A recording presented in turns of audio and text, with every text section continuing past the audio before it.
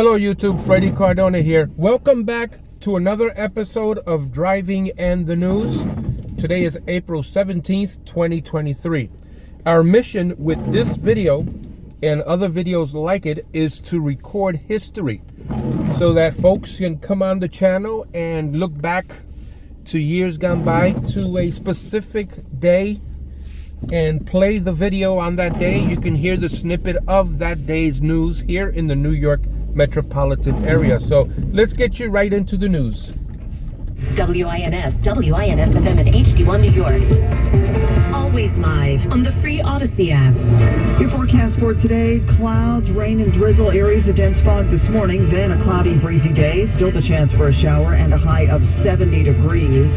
It is 54 now, and we've got the clouds and fog. Humidity 93%, and the winds are northeast at 10. More people get their news from 1010 Wins than from any other radio station in the nation. Rebecca Williams is our service aide. Justin Schrager's at the editor's desk. I'm Susan Richard.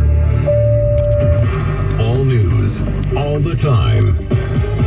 This is 1010 Wins at 92.3 FM, New York.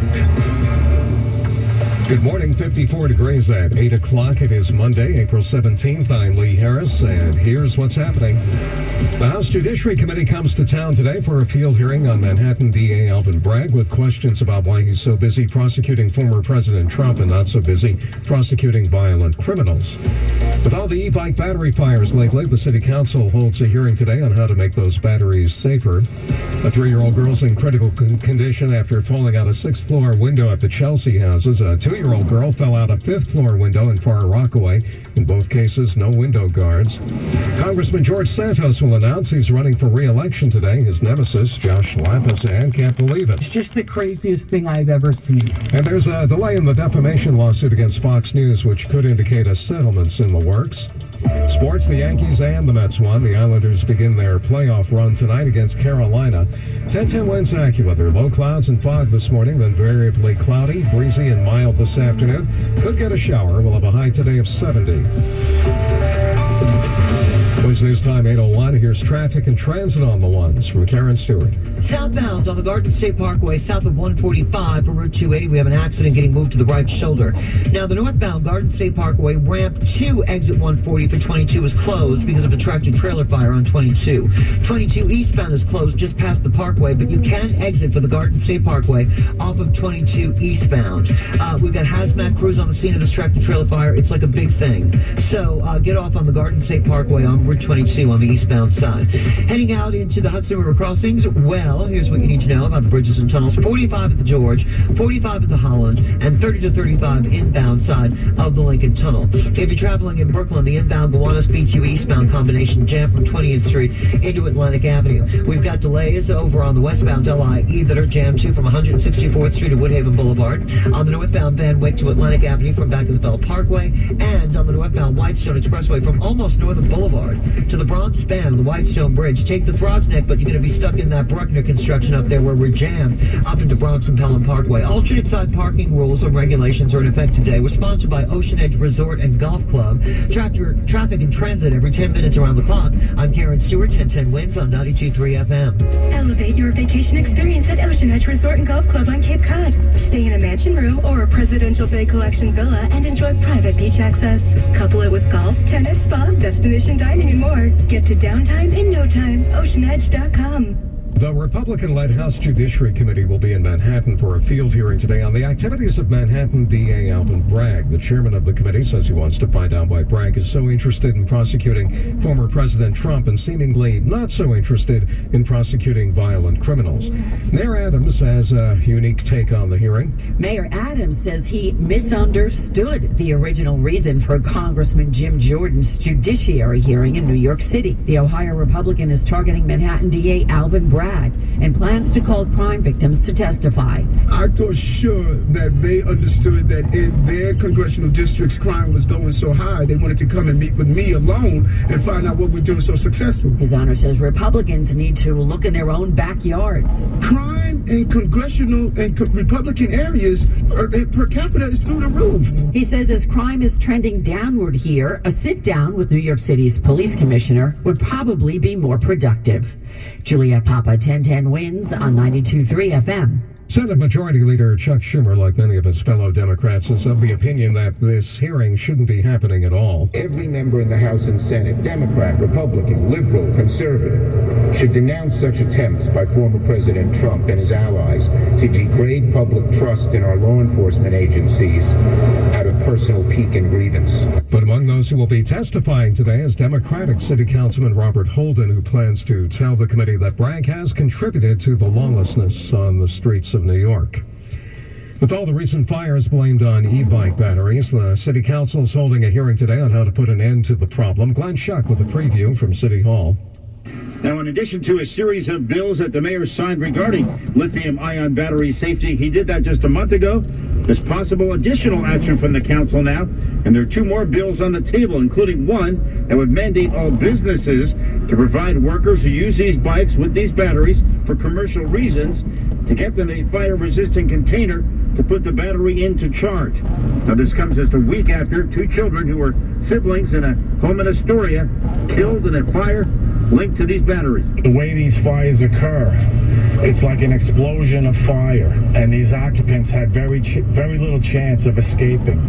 FDNY Chief of Department John Hodgins saying it's critical, if you have these batteries and you do have them in your home, to not store them near an exit, or you'll be trapped. Glenn Schuck, 1010 wins, 92.3 FM, here at City Hall. 1010 wins AccuWeather, low clouds and dense fog this morning, along with rain and drizzle. Then it'll turn breezy and mild this afternoon. The clouds will break for some sun, but there could still be a shower. We'll have a high today near 70, 54 now. Low clouds, fog, pockets of rain. Humidity at 93. The winds are northeast at 10, 54. We're going up to 70.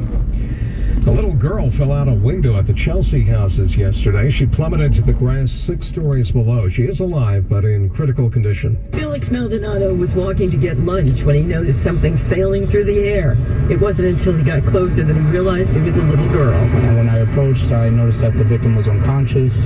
She didn't seem like she hit anything in terms of trajectory. She didn't hit any concrete or any gate. She landed straight on the grass. The police say the 3-year-old girl fell out of a 6th-floor window at the Chelsea houses on West 26th Street. And Maldonado said he tried to comfort the child's aunt, who seemed distraught. Literally all she said was, "I don't know what happened, the children kitchen."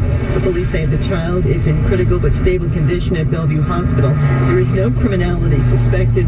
The window she fell out of had no window guards. Carol DiOria, 1010 wins at 92.3 FM on West 26th Street. And a 2-year-old girl fell out a 5th-floor window in Far Rockaway yesterday. She also landed on grass. She is hospitalized in stable condition again. No window guards.